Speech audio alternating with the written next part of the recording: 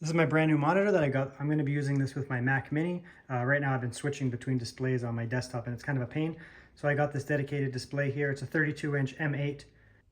I got it for a really good price. It was about $200 to $220 Canadian, which is kind of absurd to be honest for what it is. And I'm going to be setting it up with my Mac Mini and testing it out.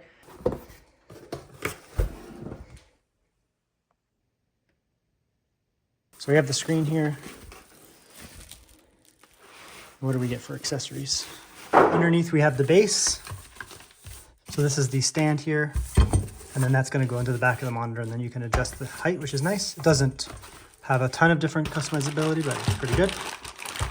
Here's the accessories that come with it.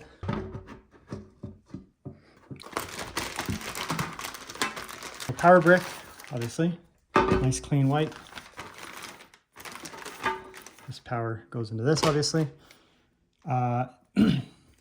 It has a bit of a weird connector type thing, so it actually doesn't use a full-size HDMI. So it has mini HDMI. So this goes into the monitor. This goes into your device, so this will go into my Mac.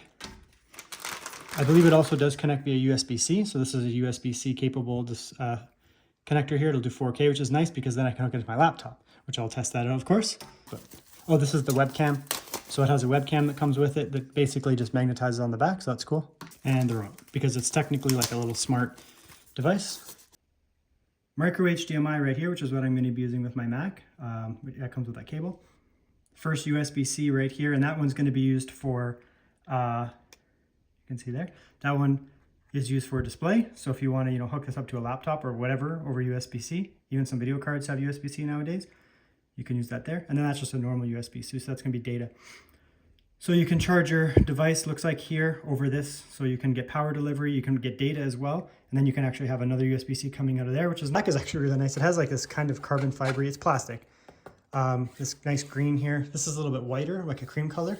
Speakers on the back, which is neat, I guess. And yeah, it's got a really nice kind of aesthetic to it on the back here. It's got a really nice aesthetic on the back here. I actually like it. Really nice.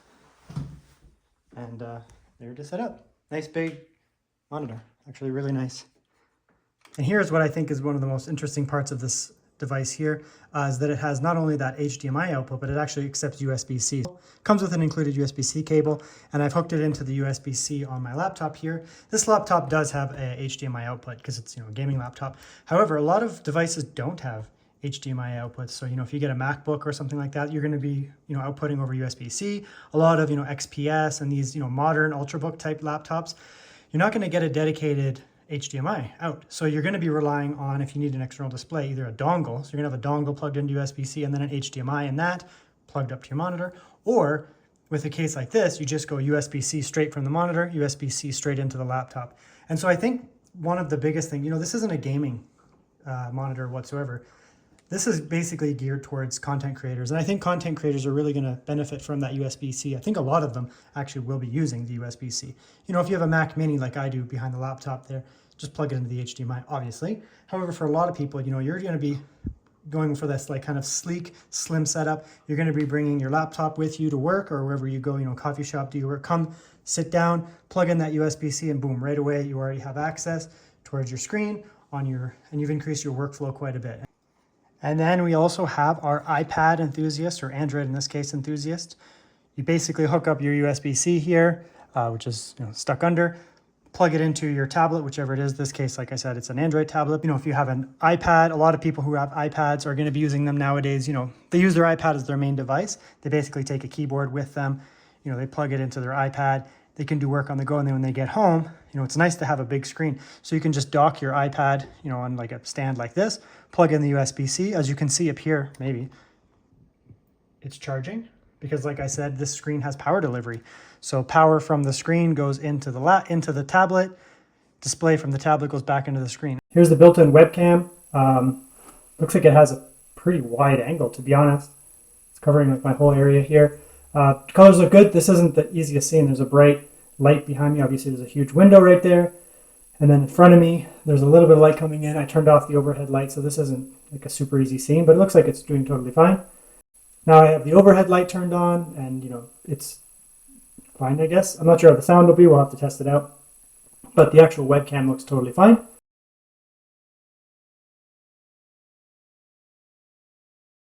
And of course, beyond the standard, monitor purposes of this, you plug in your little iPad or your computer, your MacBook, whatever. It's a smart TV, so it's not just a monitor. So some people may find this pointless. If you're hooking it up to your computer or whatever, you're going to be able to use that for streaming. But sometimes, you just want to use it as a TV. So it's a smart TV.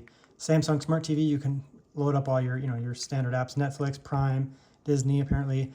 The Samsung TV Plus, which has Baywatch on it, apparently.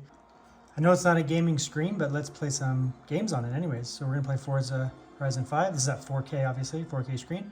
So we're only going to get 60 FPS max as a refresh rate, but that's fine. 4K 60 is pretty good for 2023. And it has a good response time. It may not be, going above 60 hertz, so you're not going to get 120 frames per second on it. But, it's a 4K screen. So I think, 4K 60 is the target for a lot of people nowadays, not 4K 120. And it looks good, to be honest. VA panels typically have really good response time. Nice and vibrant, good colors, nice response time, no ghosting, no tearing. I don't think it doesn't have, pretty sure it doesn't have G-Sync or FreeSync, but there's no tearing. Looks good though.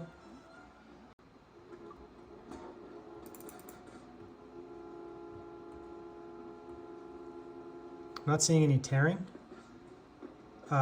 which is surprising considering I don't think it has V-Sync or G-Sync. I'll put it on the screen if it does. I'm using an AMD GPU right now, but I'm not seeing any tearing.